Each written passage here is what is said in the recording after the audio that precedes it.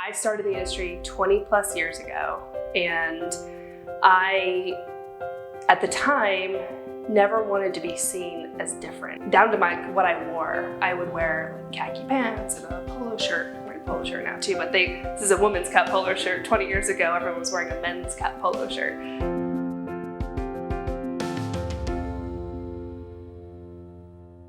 I'm Danielle Adams. I'm the Executive Officer of the Frederick County Building Industry Association. My primary role here is to add value to our members. We're a trade association, and our mission is to improve the political, economic, and social welfare of our community. So the Professional Women in Building Council is chartered through the National Association of Home Builders. And this is really important because we are across the nation. It is something that the entire United States is able to recognize women in this industry so that they can improve themselves personally and professionally. Frederick County, our particular council, focuses also on a philanthropic outreach within our community.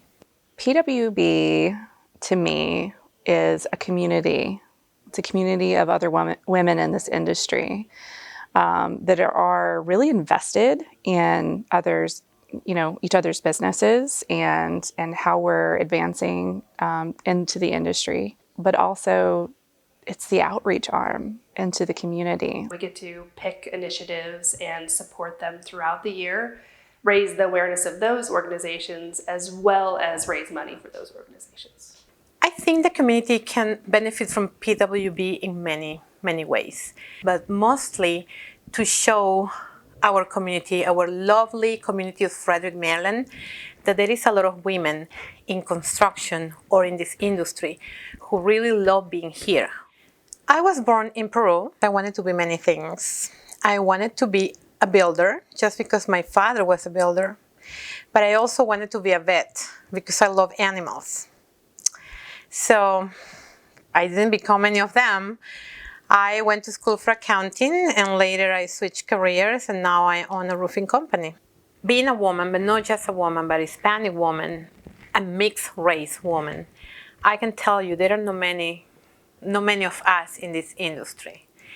And I believe right now the world is craving for this diversity, not just in race, but in gender. When I think of diversity, I think of, okay, let's look at our community. We don't just build houses and buildings, we build communities. So who is in our community? It's important that we reflect that, because if you're going to build a community, you need to see that in yourself. My biggest role model was my parents.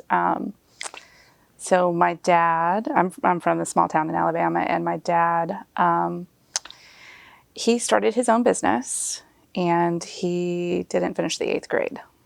And he was a teenager when I was born.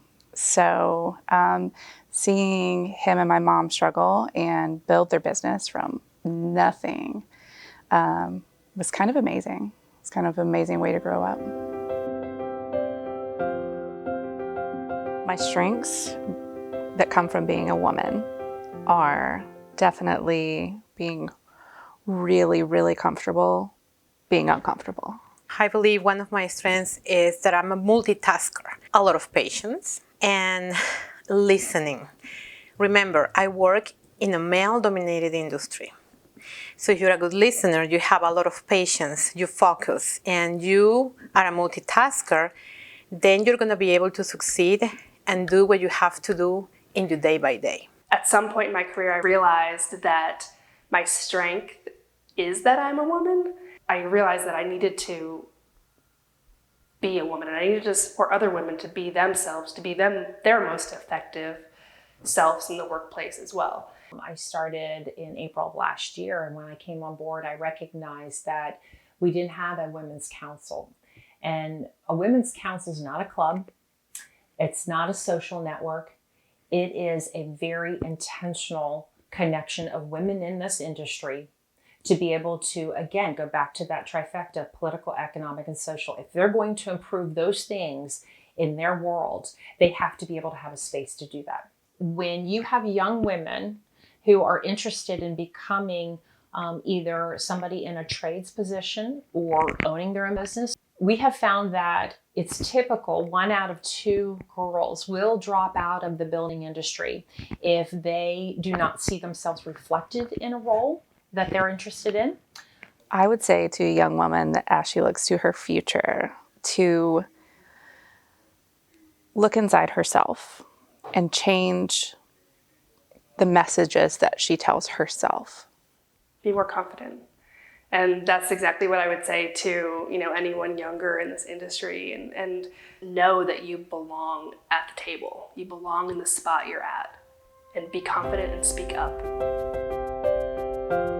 One of the reasons why I became a member of PWB is because we as women in male-dominated industries like construction, we are very few. And we need to be a force. It gives everybody that space to be themselves and find confidence in seeing the success of other women who have done it before them. See, our mothers and our grandmothers, they really faced a glass ceiling. And I think in our world today, it's a little bit different. It's not necessarily a glass ceiling, it's more of a mirror. It's the messages that we're telling ourselves as women that are creating the obstacles that are standing in our way. When I look in the mirror now, I think I see what most women see, which is, whew, I look tired today. And there's not enough concealer in the world to help. But deep down in the deep part of that question, I think I still see my 20-year-old self, and I just have a lot more experience and confidence and knowledge now. I see a mom, because mostly when I'm looking in the mirror, there are 2 little ones running around in the background. I see someone who has done a lot of stuff and has a lot of grit. When I look in the mirror, I see a warrior. I see somebody who fell many times and get up and started from zero. I see a very perseverant woman, and I like what I see in this mirror.